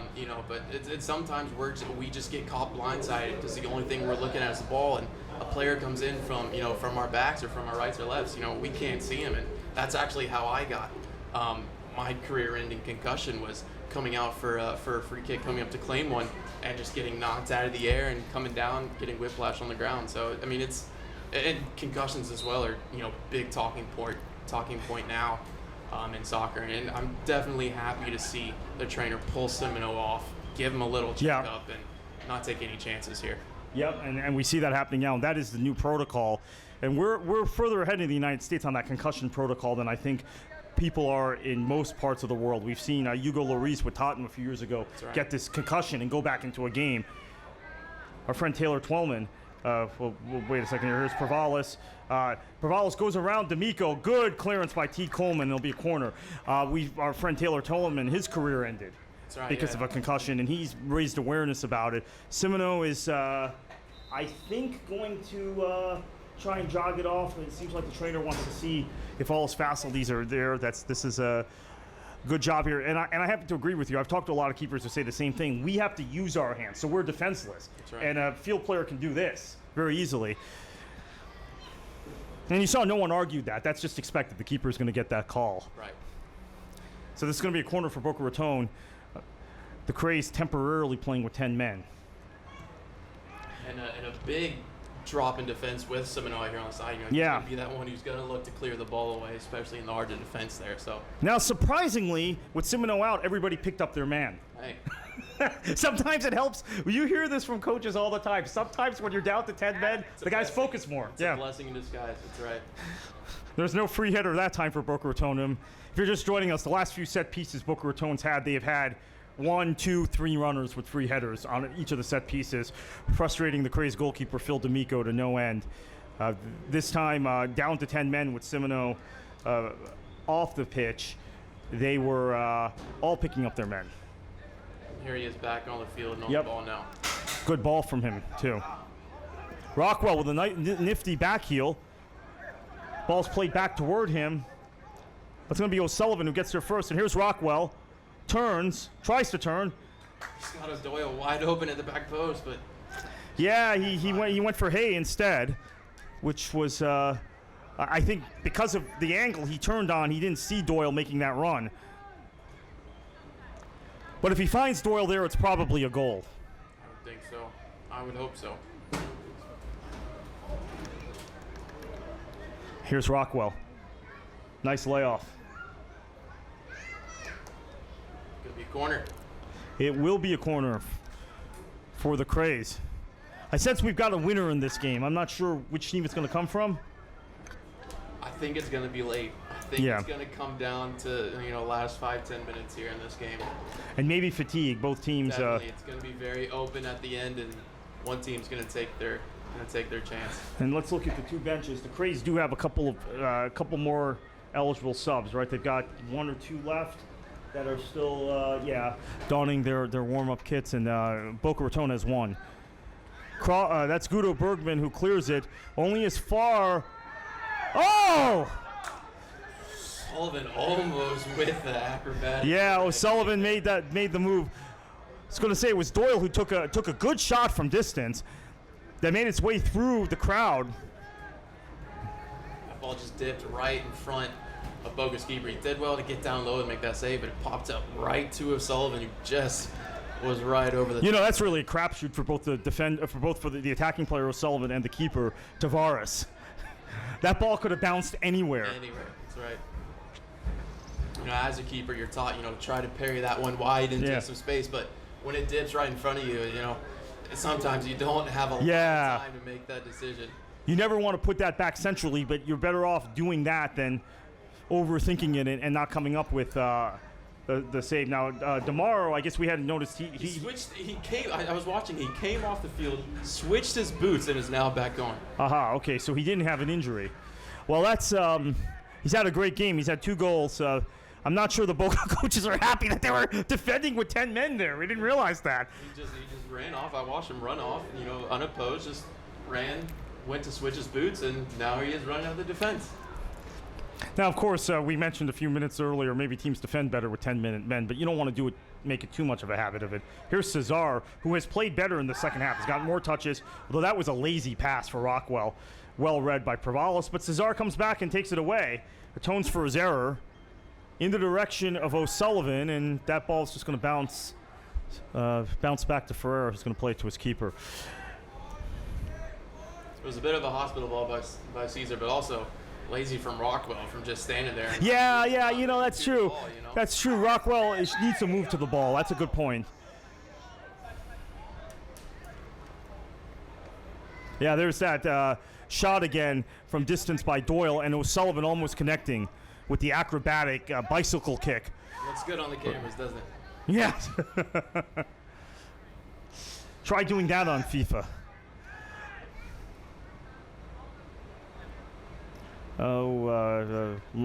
Linesman is dissatisfied with the ball weight, it Ball appears. change, yeah. Yeah. That happens during the course of games. Particularly if maybe you haven't swapped out a ball. Maybe that ball had gotten more action than it should have. We have 4 game balls here, but maybe one was being used far more than the other 3. Great ball. O'Sullivan in space. He gets past Tavares. He will score here. Nicely done by O'Sullivan. That is how you play O'Sullivan in. A through ball into space. Here, it looks like we have a Boca Raton injury. That goal will count. But Boca Raton player is down. Mistake defensively by Boca Raton. They were playing a high line. The keeper, Tavares, came way off his line. Didn't come up with it. And it's 4-3. And that is in the 70th minute. 74, I believe the goal was in the 70th minute. Kraze goal scored by number 12, Joe O'Sullivan. And it's Nojemi who is down for Boca Raton, and it looks like Passwater, he's getting ready to check in, and we have to assume this will be for Nojemi. Yeah, it's his first challenge here. I think his keeper is the one who actually runs into him. Yeah. Puts him down there. That's great composure by O'Sullivan. And we have seen it before, i.e. Fernando Torres against Manchester United. I think it was 2012, where rounds De Gea has a wide open goal and sends it high. Completely misses it. So a lot of times players overthink that in their head, and great composure there by O'Sullivan. Yeah, and it's a confidence move because Torres wasn't scoring goals at the time, and he did everything right on that move. He rounded De Gea and sent it high.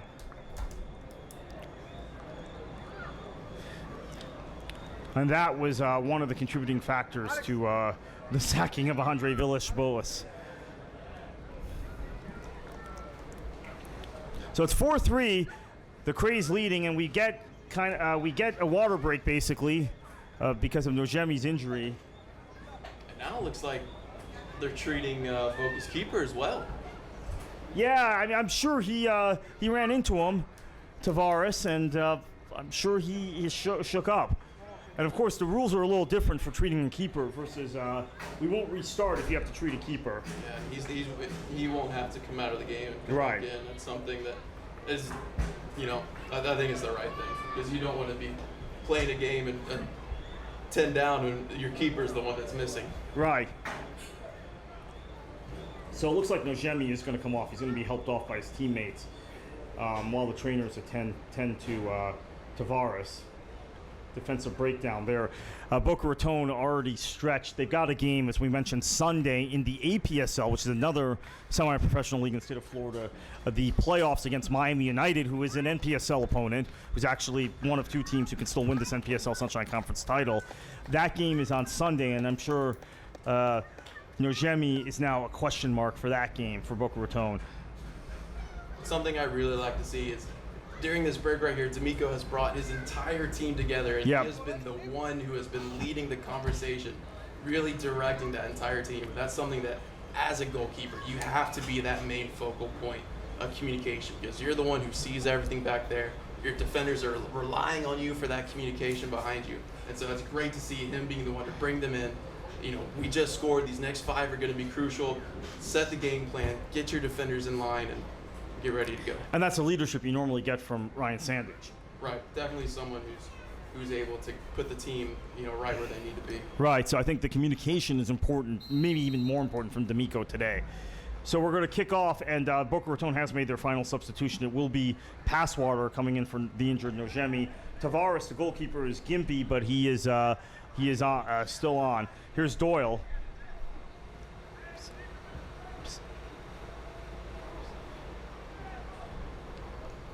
T. Coleman looking to play a long ball, and no one read that. Hay would have been the player that would have run onto that potentially. This will give Tavares a touch, which and he still looks gimpy. I think what will happen the rest of the game for Boca Raton is if they have goal kicks, Tavares won't take it. He'll be able to see this game out. But as a keeper, when you're in that position, you let one of your defenders take the goal kicks.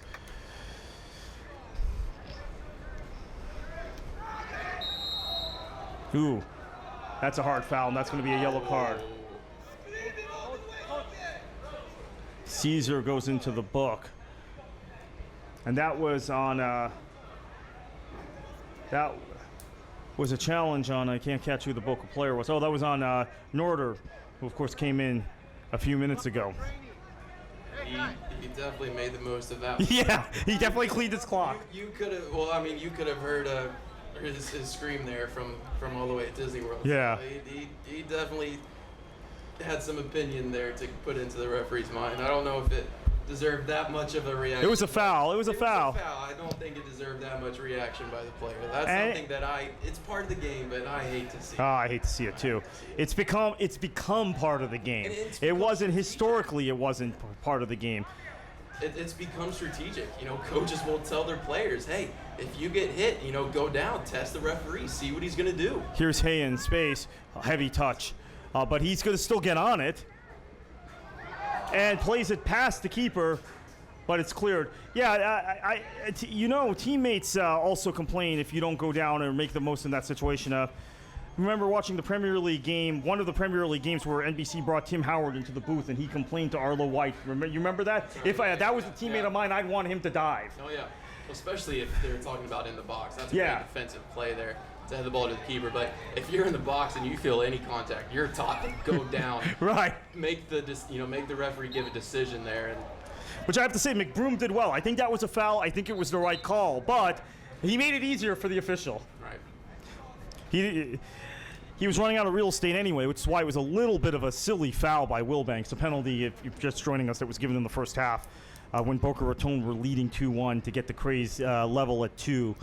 When Justin Wilbanks fouled McBroom, who had made a very, very nice move on him in the corner from behind. And a lot of times fouls, you know, can serve as a great breather because if there's a heavy momentum in the game and somebody can go down and just kill that, you know, give your team a little break. They've definitely become strategic as Rockwell goes down there. Yeah. Both teams, I can tell, are going to start to get chippy here as the game gets going on. Could see it. This game be brought to you by Hallmark with some cards given out. we talked about this about 10 minutes ago, how clean this game was. How crisp the play was compared to a lot of games we've seen in the Sunshine Conference, which are chippy and a lot of argy-bargy. There's another foul. So now I think the teams are tired, legs are heavy. The space that was there just 10 or 15 minutes ago is not there anymore because of heavy legs. Yeah, clear foul there. And Doyle's going to take this free kick. One-man wall for Boca, Pereira. Rockwell made a run down near the wing. He's still all alone. It was going to be a quick free kick. Right through there because the wall stay in place. He's going to play it in, try to find Sullivan, but. Yeah, Rockwell, it was if he was going to play a quick free kick, and for whatever reason, Doyle didn't even look in his direction.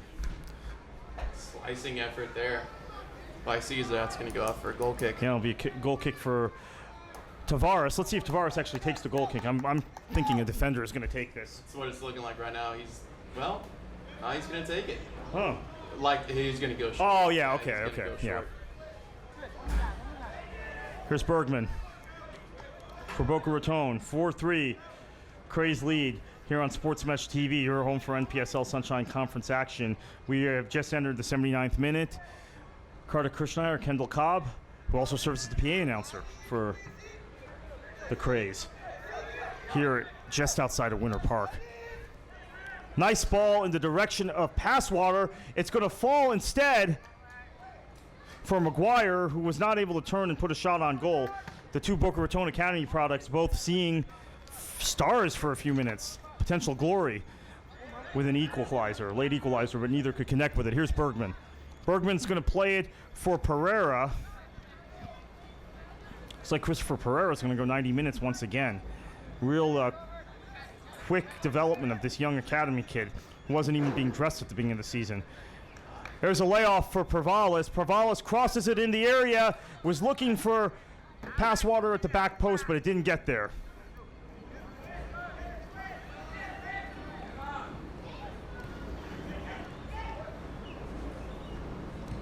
Name we haven't mentioned in the last 15 minutes is Pasalo as he finds the ball here.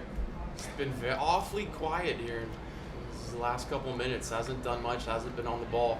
He's going to need to pick up here in the last 10 minutes if the Kraze want to control this lead. Yeah, and we have called Doyle's name more, which is a positive sign for the Kraze. Mentioned in the first half, he wasn't seeing enough of the ball, wasn't getting enough touches, had no influence on the match in the first half, even though his team was ahead. He has definitely had more of an influence here in the second half. Yeah, I think it's been a tactical change. The Kraze have gone more to a 4-2, 3-1 type formation here, Yeah. and Caesar and Pasalo have sat more defensively to try to cut out those through balls that Boca were playing in the first half. Here's Pasalo on the ball. Simino plays it through. The aforementioned Doyle. Not sure if he intended to deliver that to Hay, but he did. It came off well, although Hay's now dispossessed. Caesar.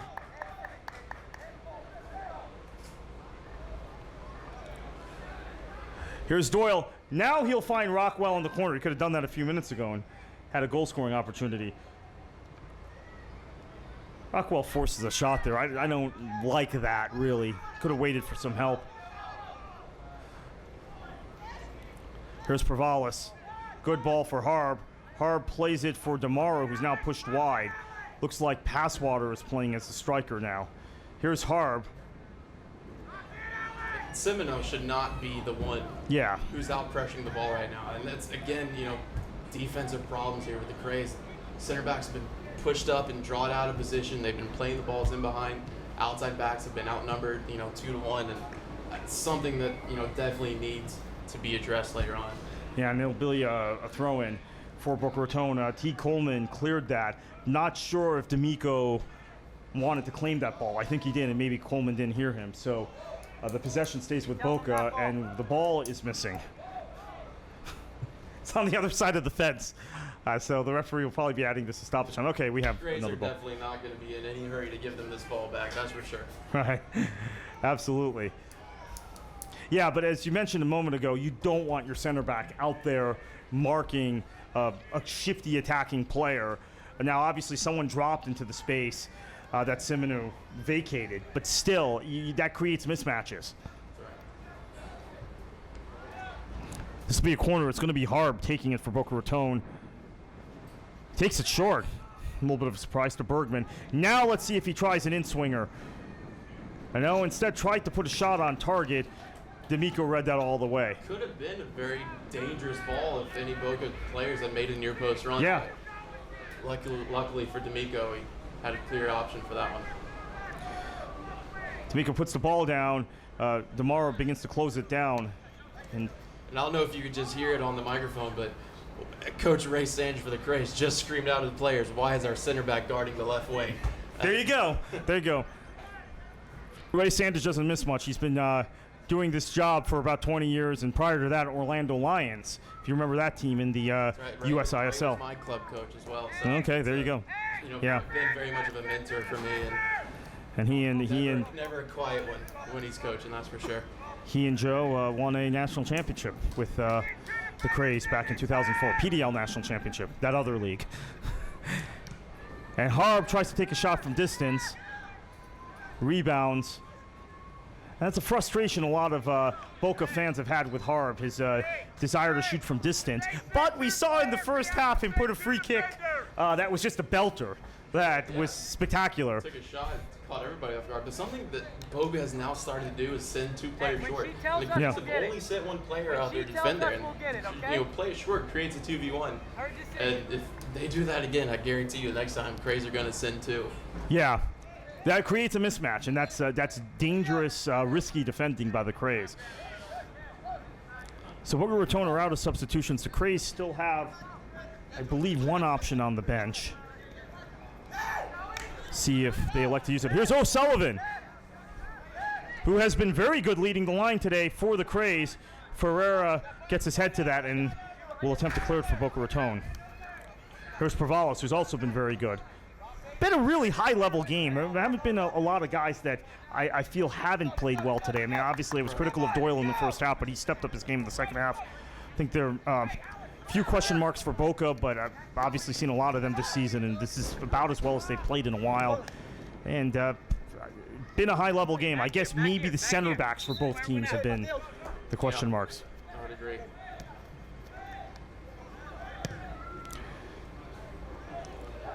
Here's Norder. Lace it off for Ferreira. Ferreira for Harb. Harb plays a ball in the air towards Provalis, who takes a heavy touch, but still almost got around the defender. And are we having a substitution? No. He was coming over to try to get the ball back in play pretty quickly, and fourth official just told him, it's okay, we got it.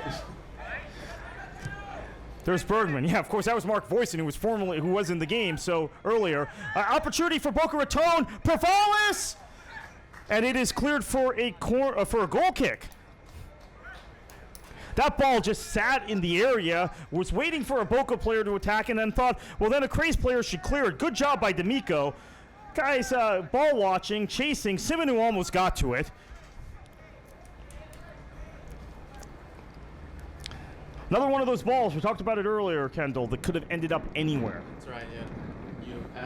As a keeper, D'Amico's got to come out and, get something on that. He does well to get a hand, but just wasn't enough. The Kraze are going to be preparing their substitution here. It's going to be Arturo Wydrick coming into the game.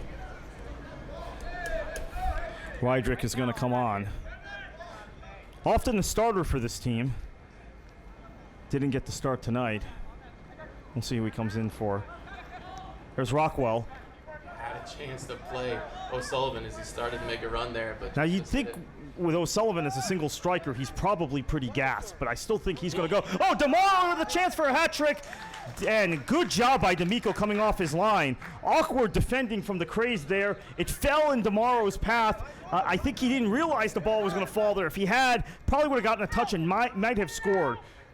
Here's Pereira for Norder, and Norder plays it out wide to Provalis. Provalis has had a very good game, a goal and 2 assists today. Been involved in all 3 Boca goals. And there's going to be a foul there on McGuire. And Yedrick will come on. Doyle's going to come out. It's going to be Doyle, okay. That's a logical substitution. Doyle has played better in the second half, but this is fresh legs, tactical player, a guy who's a little better defensively, quite frankly, when you're trying to hold on to a lead, as we're in the 87th minute. See out this game. Good performance by Doyle.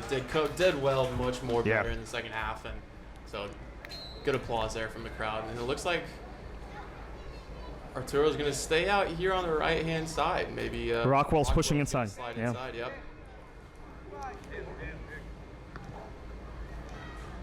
And Rockwell is the target on this goal kick from D'Amico.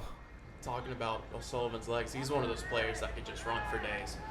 You think he's gassed, but then all of a sudden he just gives you that quick burst of, sprint that just gets you what you need. And he's a very reliable player in terms of work ethic.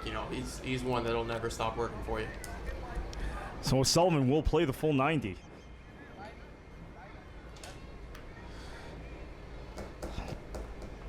And the Kraze have not missed Follansbee tonight the way we thought they might have. They have 4 goals on the board for the second successive night.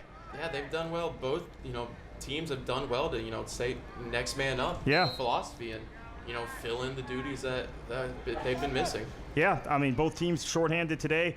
Some guys have really stepped up, taken this opportunity.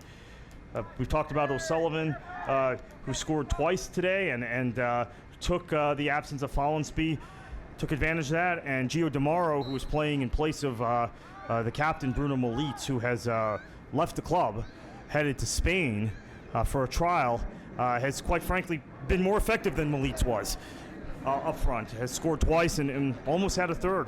Almost had a hat trick a minute ago. So next man up for both teams. Time winding down, Kraze are not going to be quick to get any ball back in play if there's a stoppage or anything. You see Hay out here just holding it in the corner. And so Kraze are going to look to just tick, tick, tick, tick, tick, tick any second off the clock that they can. Yeah, and Justin Wilbanks cutting a bit of a frustrated figure, the right back for Boca Raton. He likes to get forward more than he did today and actually gave away the penalty, which got the Kraze back into this game. Here's Hay. Hay's outstanding in the corner typically. Oh, yeah, well, that's even better than I've seen him. Oh, that was a little too good to be true. That was right on cue for me. I said he's very good in the corner typically. I've seen him do that before, but that was epic. A little bit of a lazy ball from Tavares, who of course we've said is hurt and can't play a big, the typical long goal kick. Now here's Pravalis. Tavares hasn't stopped limping since that collision. Yeah, he's hurt clearly. Yeah. I think it's an issue of not having any more subs, honestly. And you've already inserted your backup keeper as a midfielder. But even still, with him having been limping this entire time, the Kraze haven't done anything. Yeah, they haven't taken advantage of it. You would test a guy from distance in that situation normally. But then again, you are leading. Maybe you just want to see the game out, but test a keeper from distance if he's limping, if he's off his line and you know he's not going to be able to recover as quickly. There'll be a throw in for Boca Raton. We have entered second half stoppage time here at Trinity Prep with the score Kraze 4, Boca Raton 3. NPSL Sunshine Conference action on Sports Mesh. Carter Krishnaier along with Kendall Cobb. And Cutler Coleman wins that throw in for the Kraze as they will try and see this game out. There's Kendall Hay, there's Hay, plays it forward. Bergman. It's going to play a long ball in the direction of Shadi Harb and Jason McGuire, and McGuire might win it. Oh, he pushed off. Yeah, push in the back there on Coleman. So a dangerous long ball. That's what you need to do if you're Boca. Get long balls in the area, but yeah, pretty clear McGuire pushed off on Coleman. Good eye from the linesman, because a lot of times that's not spotted in this late game. Put the ball in the mixer. There's pushing and shoving all around. A lot of times the referees don't notice it. And this will be a throw-in for the Kraze. Not sure how much stoppage time we have. It won't be that much. I'm guessing 3 minutes. That's what I was going to say. I can't see anything more than 3. And Jose will take this. Here's Simonu. Oh, good job there by DeMauro. And it will be a goal kick, but closing down space. Simonu needs to be more careful in the future in that situation. That ball could go anywhere when you're trying to hold on to a lead. And I'm sure Ray Sandage, that'll be a talking point when they go back and look at this film. Simonu is normally rock solid. I think maybe the absence today of Ryan Sandage has affected his game. He's come out more, as we talked about, been isolated one-on-one with an attacking player. His central defense has not been as solid as we're accustomed to seeing from the Kraze. That having been said, the final ball and finishing has been better than usual going forward. It's something that I have never thought I would be able to say right now is Kraze preparing a substitution. It's going to be number 7, Michael Schiraldi, who has a player who has been a lifelong friend of mine. Oh, wow. Has always, he's been my backup goalkeeper out of Vito High School and for club and things like that. And he's about to come into the game on the field as a field player. So this is both teams. Both teams are playing their backup goalkeeper. The goalkeeper going to be playing in the field, and Schiraldi might not even get the chance to come on. Oh, let's hope he does. Let's get a dead ball here. I'd love to see Mikey get out on the field. That'd be great. Let's get a dead ball here. The referee just checked her watch. We have some time to play on, so let's hope we get that stoppage so Schiraldi can come on. Here is McGuire. We got the stoppage. And here we go. Well, I'll be Michael Schiraldi going to be entering the game. That's fantastic. And Schiraldi's going to come on for. It's going to be O'Sullivan, I think. O'Sullivan, a great run from him, full 90 plus, great. He's got goals to his name. Fantastic outing by O'Sullivan. And this is a job well done for O'Sullivan. He is going to get to hear the applause from all the fans here.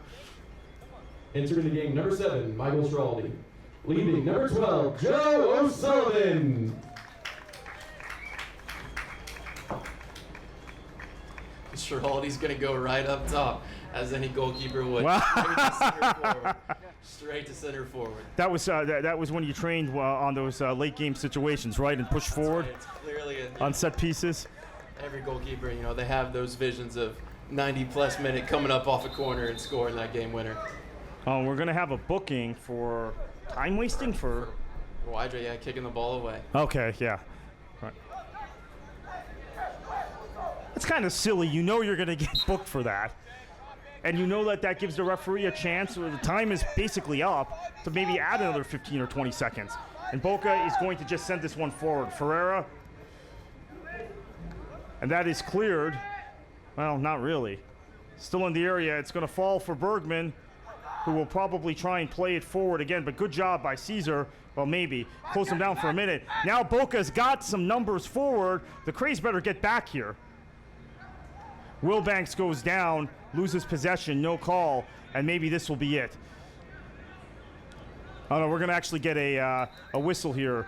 Yeah, Wilbanks went down without much contact, so perhaps it's a head injury. We see him grab now. It looked like Pasalo went in, it just looked like he just like kicked the ball off of his foot there, and, like, or might have clipped him.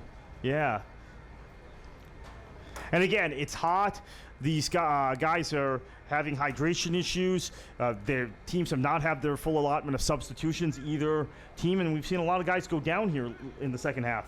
Yeah, it looks like that's what happened. Ball caught him in a awkward spot, and that can hurt. Just serves gives the referee something to put in her mind. Maybe I had another minute, Yeah. Something goes on, and this could be something that possibly gives Boca a chance, but I think as soon as this ball gets played, I think she's going to give it a call. And it would mathematically keep the Kraze alive. Right, and it's something we saw last game against Jacksonville, where the fourth official signaled for 3 minutes extra time, and it ended up going like 96. It was 6 or 7 minutes. And Ferreira is running over to the side, as are all the Boca players. Looks like this is a bit of a water break. But not much coaching going on. I think the Boca players are also expecting the ball, once we get the restart, the whistle will blow. Good effort from Boca Raton, though. They certainly took a good account of themselves. This depleted squad, which, again, guys stepping up and taking their chances on both these teams. There are a lot of winners on the field tonight on both sides as far as future playing time consideration. Kraze are back in action, by the way, on Sunday in NPSL action here at 2 o'clock. And you think it's hot today? It's going to be roasting then, that's for sure. And that is against Beaches. That's right, yeah. Crucial game there for the Kraze. Cannot take any drop points. And Wilbanks is just going to try and get himself off the pitch so we can resume. They're going to return the ball. And that's it. And that is the end of our matchup tonight here on Sports Mesh TV, NPSL Sunshine Conference action. Final score, Kraze United 4, Boca Raton FC 3. Really good game, 7 goals. I want to thank you once again for joining us. For Kendall Cobb, I'm Carter Krishnaier. Thanks once again. The Kraze United now on 18 points, still mathematically alive for the NPSL Sunshine Conference title. Good night. And that's the final with Boca Raton 3 and your Kraze United 4. Fans, be sure to come back on Sunday at 2 o'clock and catch the Kraze in action once again.